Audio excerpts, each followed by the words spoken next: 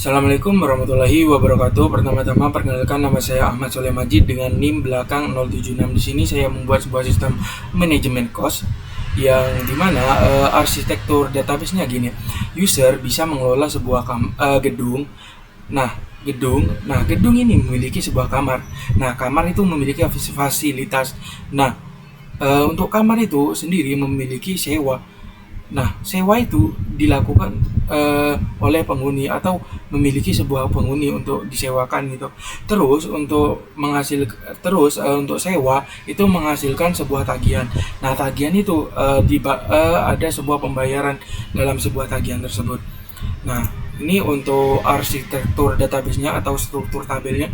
Di sini ada user yang dimana memiliki 4 atribut dengan ID user.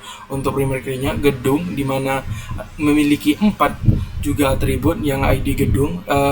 Kamar di sini ada 5 atribut, dan untuk penghuni memiliki 4 atribut, sewa memiliki 5 atribut, dan tagihan memiliki 5 atribut. Masing-masing itu mencantumkan ID, yang dimana ID-nya itu mengikuti ID terus mengikuti nama tabelnya gitu. Terus untuk tantangan sistemnya, performa query lambat tanpa indeks. MySQL itu memerlukan full tabel scan, jadi langsung di scan semua gitu. Terus untuk enkripsi data manual, pembaruan status kamar, tagihan manual itu secara berisiko, menghasilkan data yang tidak konsisten antar tabel gitu. Terus untuk kompleksitas relasinya, 8 tabel yang saling berelasi itu memerlukan query join kompleks untuk laporan data penghuni, tagihan, dan sebuah riwayat. Nah, di sini untuk pengelolaan keuangan.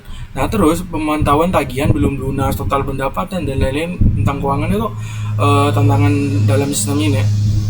Nah, di sini untuk solusinya itu ada macam-macam solusi. Di sini untuk solusi yang saya buat itu ada query, terus storage procedure, ada sebuah function, dan trigger.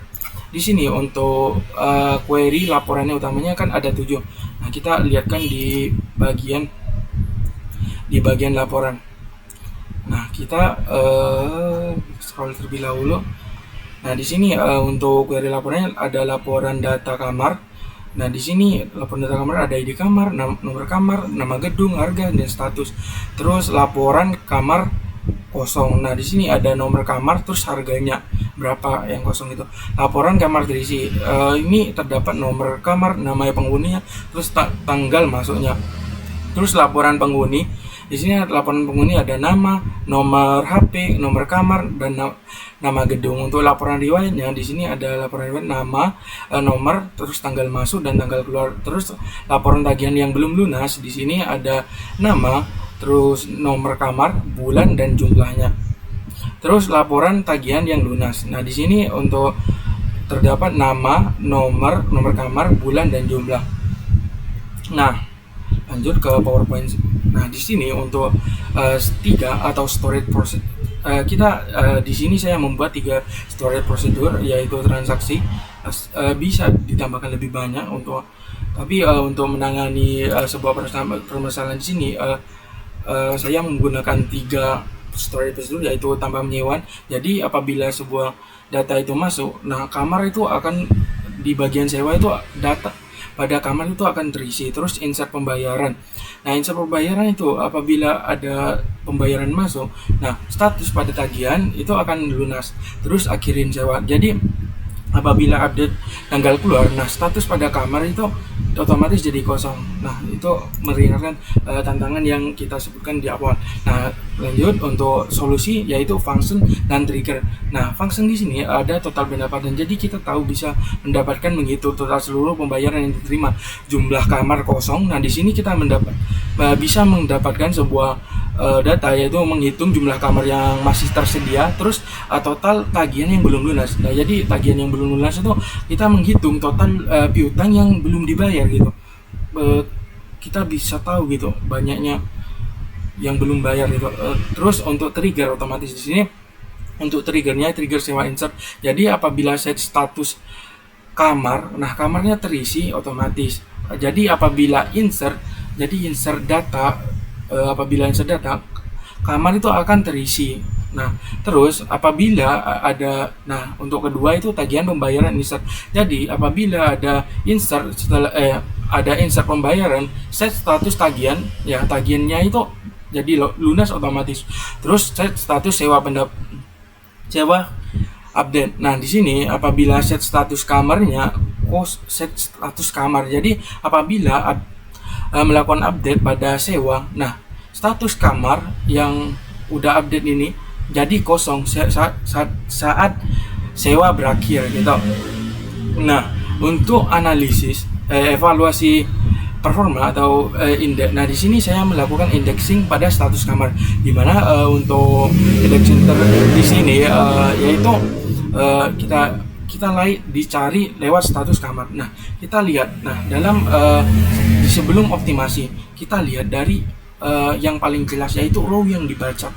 Kan kita perlu di-scan semua tuh untuk apabila entah indexing. Nah, 4000 sebelum dioptimasi gitu. Nah, sesudah dioptimasi kurang, jadi kurang lebih 50%. Nah, lanjut untuk selanjutnya evaluasi performa yaitu indeks status tagihan. Di sini untuk indeks yang kedua yaitu di sini ini 50% juga. Yang sebelumnya row yang dibaca atau di scan itu 400 ribuan, jadi cuman 200 ribuan atau 50% sama seperti sebelumnya. Nah, lanjut untuk pengembangan lanjutan. Di sini pengembangan lanjutannya bisa menggambarkan sebuah antarmuka web. Jadi kita bisa membuat webnya gitu. Nah, untuk kedua yaitu pemisahan tabel besar, pemisahan arsip per tahun agar lebih mudah dicari. Jadi kan tagihan itu banyak gitu. Nah, jadi dipisah-pisah per tahun gitu, lebih mudah. Terus tampilan siap pakai. Jadi kan tadi udah banyak tuh. Yang 7 kita lebih mudahnya gitu buat sebuah view, lebih mudahnya. Terus penambahan tabel. Nah, di sini maksudnya penambahan tabel di sini menambahkan tabel denda gitu. Tabel denda ini kurang efektif ke semua posan gitu, tapi ada bisa menambahkan untuk pengambilan lanjutan ini denda. Jadi apabila melakukan apabila tagihan itu dilewatkan dari bulan itu, nanti ada denda gitu. Terus pencatat riwayat perubahan setiap kali data diubah atau dihapus, jadi dicatat gitu di sebuah database di tabel lain gitu, apa yang diubah gitu. Terus backup data. Nah, jadi untuk menghilangkan untuk mengoptimasi kerusakan pada data gitu, kita harus melakukan sebuah cadangan pada database, yaitu setiap hari kurang lebih 1 bulan lah paling lambat. Jika terjadi kerusakan atau kehilangan data, dapat dipulihkan kembali ke kondisi sebelumnya. Jadi gitu. Nah, sekian dari saya presentasi untuk data final project kali ini, yaitu sistem manajemen cost. Saya akhiri. Kalau ada tutur kata yang kurang menyenangkan dan salah, mohon maaf. Wassalamualaikum warahmatullahi wabarakatuh.